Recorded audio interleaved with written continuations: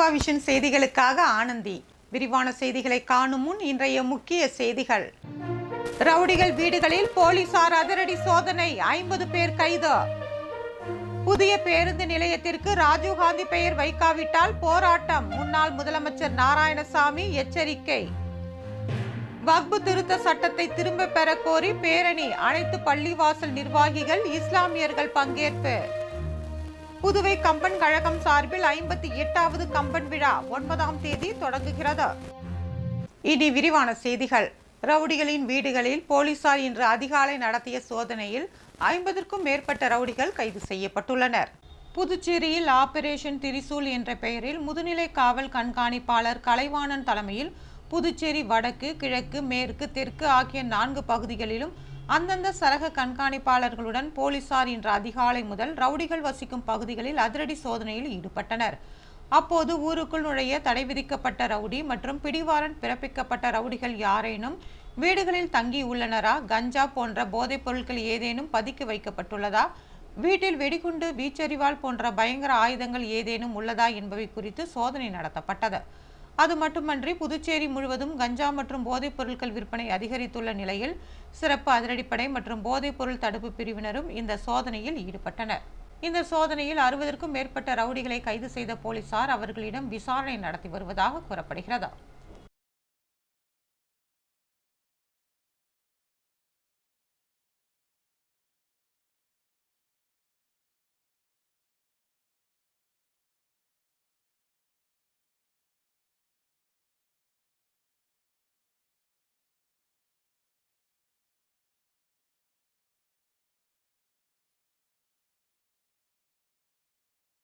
புதிய பேருந்து நிலையத்திற்கு ராஜீவ்காந்தி பெயர் வைக்கவில்லை என்றால் போராட்டம் நடத்தப்படும் என்று முன்னாள் முதலமைச்சர் நாராயணசாமி எச்சரிக்கை விடுத்துள்ளார். முன்னாள் முதலமைச்சர் நாராயணசாமி வெளியிட்டுள்ள அறிக்கையில், புதுச்சேரி புதிய பேருந்து நிலையம் கவர்னர், முதல்வர், அமைச்சர்களால் திறந்து வைக்கப்பட்டுள்ளது. இந்த பேருந்து நிலையம் காங்கிரஸ் ஆட்சி காலத்தில் கட்டி முடிக்கப்பட்ட போது அதற்கு ராஜீவ்காந்தி பேருந்து நிலையம் என்று பெயர் சூட்டப்பட்டு அது திறக்கப்பட்டதாக தெரிவித்தார். அது மக்களுக்கு பயன்பாட்டிற்கு பல ஆண்டு காலம் இருந்து வந்தது. பேருந்து நிலையத்தில் இடப்பற்றாக்குறை இருந்ததால் அதனை விரிவாக்கம் செய்ய வேண்டும் என்று புதுச்சேரியில் காங்கிரஸ் ஆட்சியில் இருந்தபோது பொலிவுறு நகர திட்டத்தை நடைமுறைப்படுத்தும் போது புதிய பேருந்து நிலையத்தையும் புதுப்பிக்க வேண்டும் என்று முடிவை எடுத்ததாகவும், ஸ்மார்ட் சிட்டி திட்டத்தில் மிகப்பெரிய ஊழல் நடந்துள்ளதாகவும் அவர் தெரிவித்தார். குறிப்பாக குமரகுரு பள்ளம் அடுக்குமாடி கட்டிடம் கட்டியதில் புதிய பேருந்து நிலையம் கட்டுவதிலும் ஊழல் நடந்துள்ளதாகவும், இந்த பேருந்து நிலையத்தில் மொத்தம் 37 பேருந்துகள் நிறுத்துவதற்கான நிழல்குடைகளும் 44 கடைகளும் கட்டப்பட்டுள்ளது. மீதமுள்ள இடங்கள் எல்லாம் தரைதளம்தான் என்று குறிப்பிட்டுள்ளார். இதற்கு ஏற்கனவே 15 கோடி என்று இருந்த இந்த திட்டம் தற்போது 29.5 கோடியாக உயர்த்தப்பட்டு ஆட்சியாளர்கள் கொள்ளையடித்துள்ளதாகவும் அவர் தெரிவித்தார். இந்த ஒருங்கிணைந்த பொலிவுறு பேருந்து முனையம் என்பதற்கு பதிலாக ராஜீவ்காந்தி ஒருங்கிணைந்த பொலிவுறு பேருந்து முனையம் என்ற அந்த பெயர் பலகையை மாற்றி உடனடியாக நடவடிக்கை எடுக்க வேண்டும் என்றும், இல்லாவிட்டால் காங்கிரஸ் சார்பில் போராட்டம் நடத்த வேண்டிய நிலையை என்ஆர் காங்கிரஸ், பாஜக அரசு உருவாக்க கூடாது என்றும் அவர் தெரிவித்துள்ளார். வக்பு திருத்த சட்டத்தை திரும்ப பெற கோரி இஸ்லாமியர்கள் பேரணி நடத்தினர். மத்திய அரசு கொண்டு வந்துள்ள வக்பு திருத்த சட்டத்தை திரும்ப பெற கோரி புதுச்சேரி அனைத்து பள்ளிவாசல் நிர்வாகிகள் கூட்டமைப்பு சார்பில் கண்டன பேரணி நடைபெற்றது. சுதேசி மில் அருகில் இருந்து புறப்பட்ட இந்த பேரணிக்கு கூட்டமைப்பின் தலைவர் நிசார் அகமது தலைமை தாங்கினார். புதுச்சேரியில் உள்ள 47 பள்ளிவாசல்களின் நிர்வாகிகள், இமாம்கள், இஸ்லாமியர்கள் ஏராளமானோர் கையில் பதாதைகளுடன் முழக்கமிட்டபடி பங்கேற்றனர். அண்ணா சாலை, நேரு வீதி, மிஷன் வீதி வழியாக சென்ற பேரணி மாதா கோவில் அருகே சென்றபோது போலீசார் தடுத்து நிறுத்தினர். தொடர்ந்து அங்கு ஆர்ப்பாட்டம் நடைபெற்றது. இதில் சென்னை அடையார் மார்க்க அறிஞர் பவுலனி சதித்துதீன் பாகவி கண்டன உரையாற்றினார்.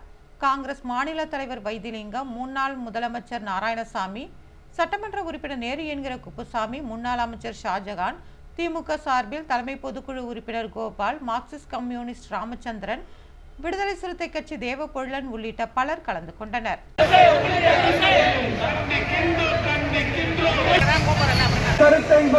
போராடுவோம் போராடுவோம் போராடுவோம் போராடுவோம் திரும்ப பெருமறை போராடுவோம் போராடுவோம் போராடுவோம் போராடுவோம் போராடுவோம் இறுதி வரை போராடுவோம் இறுதி வரை போராடுவோம். அபகரிக்க நினைக்காதே அபகரிக்க நினைக்காதே அபகரிக்க நினைக்காதே அபகரிக்க நினைக்காதே. புதுவை கம்பன் கலையரங்கம் சார்பில் 58வது கம்பன் விழா வரும் 9ஆம் தேதி தொடங்குகிறது. புதுச்சேரி கம்பன் கழகம் சார்பில் 58வது ஆண்டு கம்பன் விழா கம்பன் கலையரங்கில் வரும் 9ஆம் தேதி தொடங்கி 11ஆம் தேதி வரை 3 நாட்கள் நடைபெறுகிறது.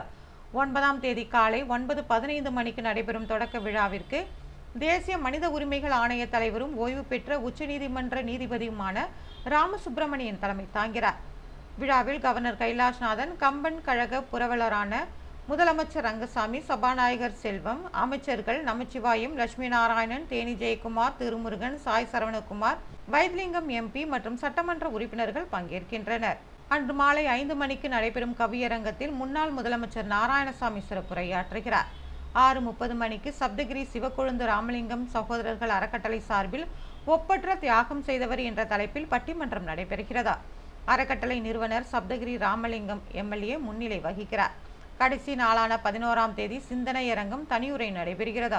மாலை 6 மணிக்கு முதல் நாள் தீர்ப்பை எதிர்த்து மேல்முறையீடு நடைபெறுகிறது. இத்தகவல்களை புதுச்சேரி கம்பன் கழக செயலாளரும் முன்னாள் சபாநாயகருமான VP சிவக்கொழுந்து செய்தியாளர்களிடம் தெரிவித்தார். பேட்டியின் போது செல்வகணபதி MP, பொருளாளர் பழனி அடைக்கலம் ஆகியோர் உடனிருந்தனர். தனியார் ஊழியரின் வங்கிக் கணக்கில் 3 லட்சம் ரூபாய் தவறுதலாக செலுத்தப்பட்ட சம்பவம் பரபரப்பை ஏற்படுத்தியுள்ளது. புதுவை தர்மபுரியை சேர்ந்தவர் ரமேஷ் சேதராப்பட்டில் உள்ள தனியார் தொழிற்சாலையில் பணிபுரிந்து வருகிறார். சமீபத்தில் இவரது மனைவி உயிரிழந்த நிலையில் புதுவை பல்கலைக்கழகத்தில் 1ஆம் ஆண்டு பயிலும் மகனுடன் வசித்து வருகிறார். கடந்த 29ஆம் தேதி மாலை ரமேஷின் செல்போனுக்கு அவரது கணக்கில் 3,02,029 ரூபாய் செலுத்தப்பட்டுள்ளதாக குறுஞ்செய்தி ஒன்று வந்துள்ளது.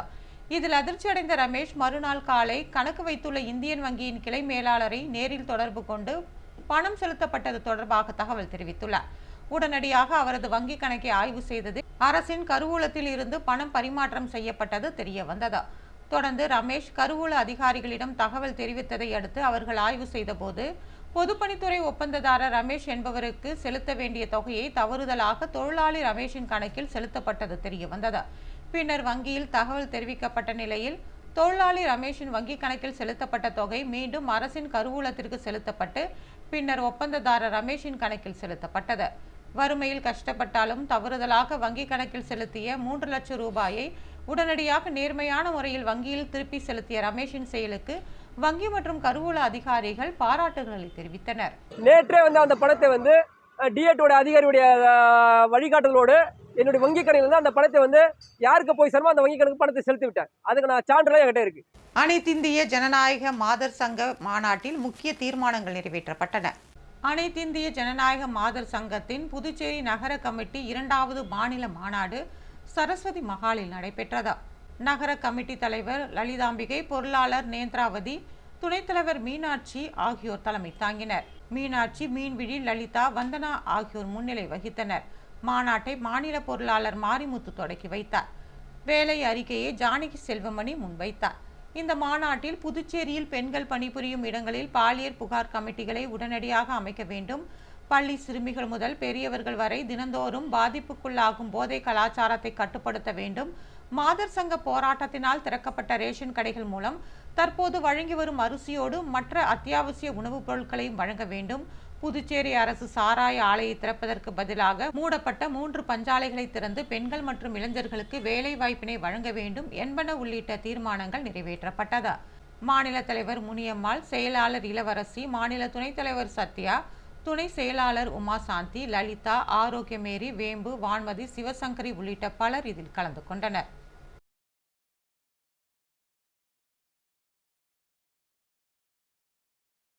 PRTC சார்பில் நாளை நீட் தேர்விற்கு சிறப்பு பேருந்துகள் இயக்கப்பட உள்ளன. புதுச்சேரியில் நாளை நீட் நுழைவுத் தேர்வு லாஸ்பேட்டை தாகூர் அரசு கலை மற்றும் அறிவியல் கல்லூரி, முத்தியால்பேட்டை சின்னாத்தா அரசு பெண்கள் மேல்நிலைப்பள்ளி, பாரதிதாசன் அரசு மகளிர் கல்லூரி, லாஸ்பேட்டை அரசு பெண்கள் பொறியியல் கல்லூரி, காலாப்பட்டு பிள்ளைச்சாவடி புதுச்சேரி தொழில்நுட்ப பல்கலைக்கழகம், லபோத் வீதி திருவள்ளுவர் அரசு மேல்நிலைப்பள்ளி, வில்லியனூர் கண்ணகி அரசு பெண்கள் மேல்நிலைப்பள்ளி உள்ளிட்ட 8 மையங்களில் நடைபெறுகிறது. தேர்வு எழுத வரும் மாணவர்கள் தேர்வு மையங்களுக்கு சென்று வர PRTC சார்பில் நகர பேருந்துகள் இயக்க PRTC மேலாண் இயக்குனர் நடவடிக்கை எடுத்துள்ளார். அதன்படி புதுச்சேரி புதிய பேருந்து நிலையத்திலிருந்து தேர்வு மையங்களுக்கு காலை 6:30 மணி முதல் 8:30 மணி வரை பேருந்துகள் இயக்கப்படுகிறது. இதேபோல தேர்வு மையங்களில் இருந்து புதுச்சேரி பேருந்து நிலையம் வருவதற்கு மாலை 5 மணி முதல் 6:30 மணி வரை பேருந்துகள் இயக்கப்படுகிறது. இதற்கான கட்டணம் 10 ரூபாயாகும். இதேபோல காரைக்கால், மாகே, ஏனாம் மையங்களுக்கும் அந்தந்த பிராந்தியங்களிலும் சிறப்பு பேருந்துகள் இயக்கப்படுகிறது.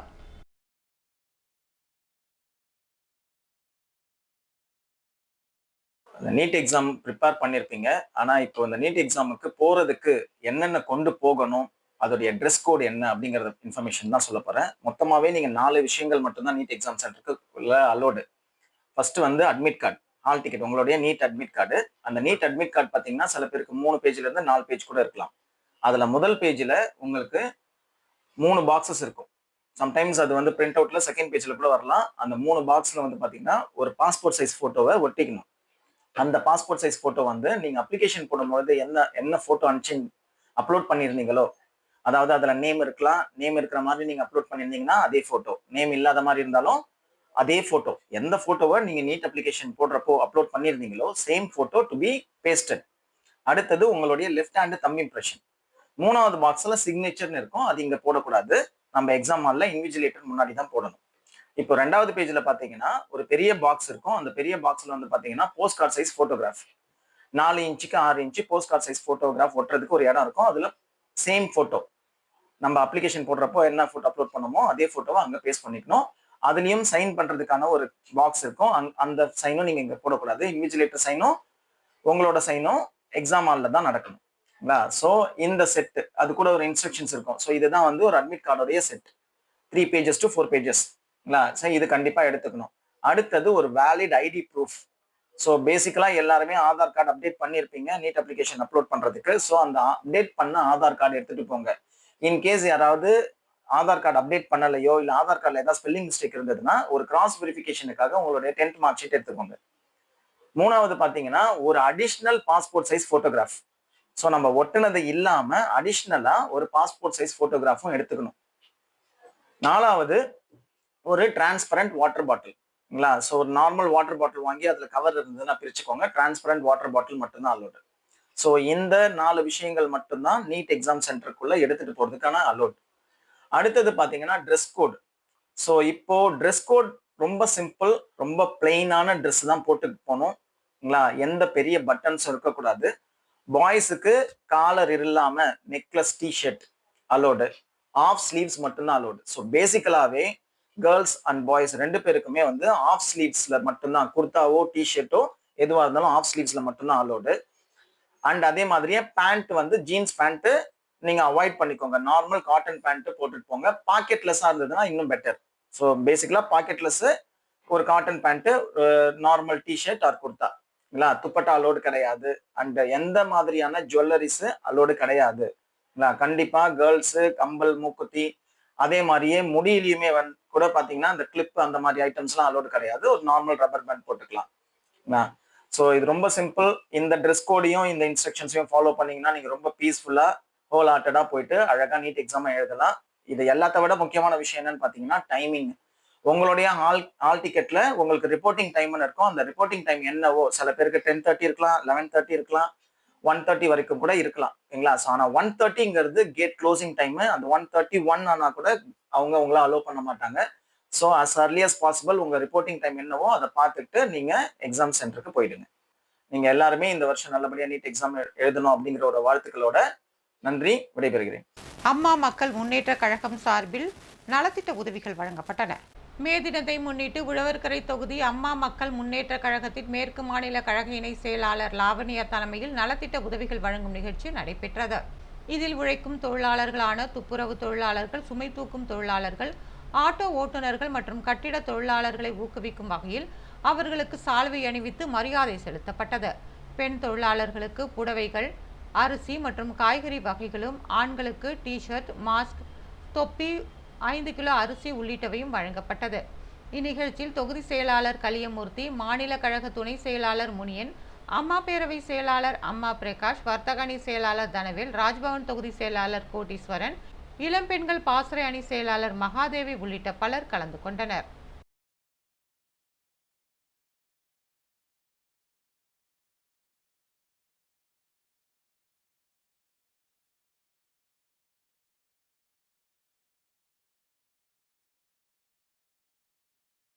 மலைக்குறவர் பழங்குடியின மக்கள் நலசங்கம் சார்பில் ஆலோசனை கூட்டம் நடத்தப்பட்டது. புதுச்சேரி மாநில மலைக்குறவர் பழங்குடி மக்கள் நலசங்கம் சார்பாக வில்லியனூர் திருவள்ளூர் நகரில் இடஒதுக்கீடு சம்பந்தமான ஆலோசனை கூட்டம் நடைபெற்றது. மாநில தலைவர் ராம்குமார் கலந்து கொண்டு சிறப்புரையாற்றினார். செயலாளர் ஏகாம்பரம் இந்நிகழ்ச்சியில் பேசுகையில், புதுச்சேரியில் வசிக்கும் மலைக்குறவர், காட்டுநாயக்கர், எருகுலா, குருபன்ஸ் ஆகிய பழங்குடி மக்களை மத்திய அரசு உடனடியாக அட்டவணை பழங்குடியினர் ST என்று அங்கீகரிக்க வேண்டும் என்றும், புதுச்சேரியில் வசிக்கும் இருளர் பழங்குடியின மக்களுக்கு வழங்குவது போல அத்தனை அடிப்படை தேவைகளையும் மீதி இருக்கின்ற 4 இன பழங்குடியின மக்களுக்கு வழங்க வேண்டும் என்றும் கேட்டுக்கொண்டார். மேலும் அனைத்து பழங்குடியின மக்களுக்கும் புதுச்சேரி அரசு இலவச மனைப்பட்டா உள்ளிட்ட அடிப்படை தேவைகளை செய்து தர வேண்டும் என்றும் அவர் கோரிக்கை விடுத்தார். இந்த கூட்டத்தில் கண்ணாயிரம், ஏழுமலை, ரவி, வடிவேலு, மூர்த்தி, லதா, அஞ்சலை உள்ளிட்ட பலர் கலந்து கொண்டனர்.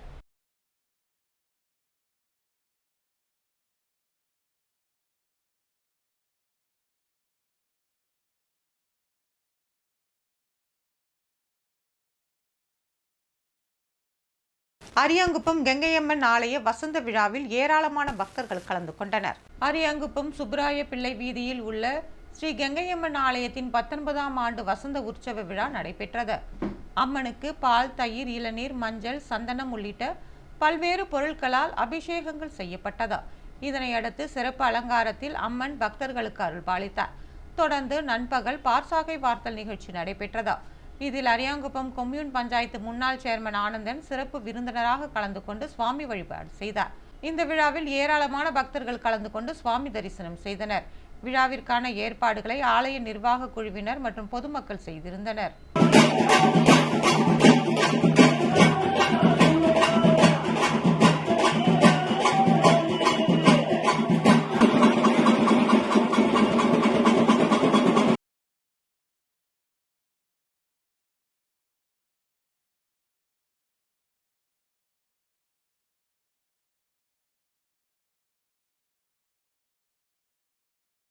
ரெட்டியார்பாளையம் சீரடி மகாராஜா சாய்பாபா ஆலய ஆண்டு விழாவில் ஏராளமான சாய் பக்தர்கள் பங்கேற்றனர்.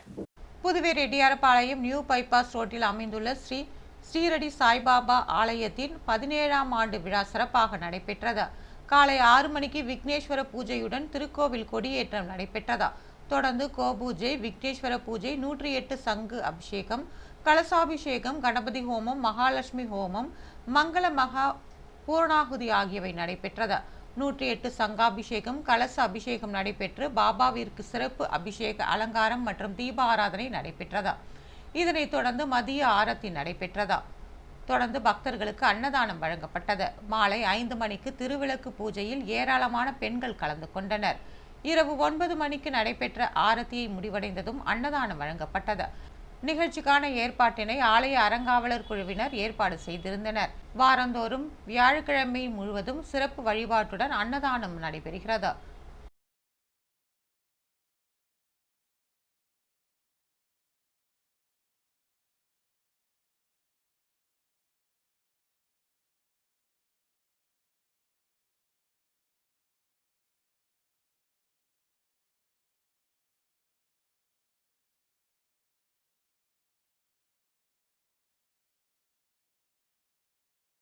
மதியம் 12 மணி முதல் 3 மணி வரை பொதுமக்கள் யாரும் வெயிலில் செல்ல வேண்டாம் என்று அரசு அறிவுறுத்தியுள்ளது. புதுச்சேரியில் வெப்பலை வீசுவதையொட்டி பொதுமக்கள் செய்ய வேண்டியவை மற்றும் செய்யக்கூடாதது குறித்து வருவாய் மற்றும் பேரிடர் மேலாண்மை துறை செய்திக்குறிப்பு ஒன்றை வெளியிட்டுள்ளது. அதில் மதியம் 12 மணி முதல் பிற்பகல் 3 மணி வரை வெளியில் செல்வதை தவிர்க்க வேண்டும் என்றும், தாகம் இல்லாவிட்டாலும் போதுமான அளவு தண்ணீர் குடிக்க வேண்டும், முடிந்தவரை அடிக்கடி குடிக்க வேண்டும், லேசான வெளிர்நிற தளர்வான மற்றும் நுண்ணிய பருத்தி ஆடைகளை பொதுமக்கள் அணிய வேண்டும், வெயிலில் செல்லும் போது பாதுகாப்பு கண்ணாடிகள், குடை, தொப்பி, காலணிகள் அல்லது செருப்புகளை பயன்படுத்த வேண்டும், வெளிப்புற வெப்பநிலை அதிகமாக இருக்கும்போது கடுமையான செயல்களை தவிர்க்க வேண்டும் என்று அறிவுறுத்தியுள்ளது. மேலும் உடலை நீர்சத்து இழக்க செய்யும் மது, தேநீர், காஃபி மற்றும் கார்பனேற்றப்பட்ட குளிர்பானங்களை தவிர்க்க வேண்டும் என்றும், அதிக புரதச்சத்துள்ள உணவுகளை தவிர்க்கவும், பழைய உணவுகளை உண்ண வேண்டாம் என்றும் அறிவுறுத்தப்பட்டுள்ளது. மேலும் நிறுத்தப்பட்டுள்ள வாகனங்களில் குழந்தைகள் அல்லது செல்ல பிராணிகளை விட்டு செல்ல வேண்டாம் என்றும், மொபைல் போன் வெடிக்கும் வாய்ப்பு இருப்பதால் அதன் பயன்பாட்டை குறைக்க வேண்டும், மயக்கம் வருவதாக உணர்ந்தாலோ அல்லது உடல்நிலை சரியில்லாமல் இருந்தாலோ உடனடியாக மருத்துவரை சந்திக்க வேண்டும் என்றும் அறிவுறுத்தப்பட்டுள்ளது. அதிக வெப்பத்தின் போது தண்ணீரை தெளித்து கால்நடைகளை குளிர்விக்க நீர்நிலைகளுக்கு அழைத்துச் செல்ல வேண்டும் என்றும் அறிவுறுத்தப்பட்டுள்ளது. புதுவையில் இன்றைய தங்கம் மற்றும் வெள்ளி விலை விவரம். தங்கம் 1 கிராம் 8775 ரூபாய். ஒரு சவரன் தங்கம் 70,200 ரூபாய். வெள்ளி 10 கிராம் 1060 ரூபாய். மீண்டும் இன்றைய முக்கிய செய்திகள். ரவுடிகள் வீடுகளில் போலீசார் அதிரடி சோதனை, 50 பேர் கைது. புதிய பேருந்து நிலையத்திற்கு ராஜீவ்காந்தி பெயர் வைக்காவிட்டால் போராட்டம், முன்னாள் முதலமைச்சர் நாராயணசாமி எச்சரிக்கை. வக்பு திருத்த சட்டத்தை திரும்ப பெற கோரி பேரணி, அனைத்து பள்ளிவாசல் நிர்வாகிகள் இஸ்லாமியர்கள் பங்கேற்பு. புதுவை கம்பன் கழகம் சார்பில் 58வது கம்பன் விழா 9ஆம் தேதி தொடங்குகிறது. இத்துடன் செய்திகள் நிறைவு பெறுகிறது. வணக்கம்.